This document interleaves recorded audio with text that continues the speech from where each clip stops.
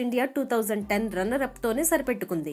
అయితే వీటికి అనుబంధంగా జరిగిన పోటీల్లో miss south India glamorous hair కిరీటం పూజను వరించింది. పూజా హెగ్డే సినిమా రంగ ప్రవేశం 2012లో జరిగింది. తమిళంలో వచ్చిన సూపర్ హీరో చిత్రం మూగముడి తన తొలి చిత్రం. మిస్కిన్ దర్శకత్వం వహించిన ఈ మూవీలో జీవా హీరోగా నటించాడు. బాక్సాఫీస్ వద్ద ఈ చిత్రం మంచి ఓపెనింగ్స్ సాధించినప్పటికీ విమర్శకుల ప్రశంసలు అందుకోలేకపోయింది. పూజా హెగ్డే తొలి తెలుగు చిత్రం ఒక లైలా కోసం. అక్కినేని నాగ చైతన్య ఈ చిత్రంలో హీరోగా నటించాడు. ఈ సినిమా బాక్సాఫీస్ వద్ద పర్వాలేదనిపించింది. అదే ఏడాది వరుణ్ తేజ్ సరసన గ్రామీణ నేపథ్యంలో తెరకెక్కిన ముకుంద అనే చిత్రంలో నటించింది.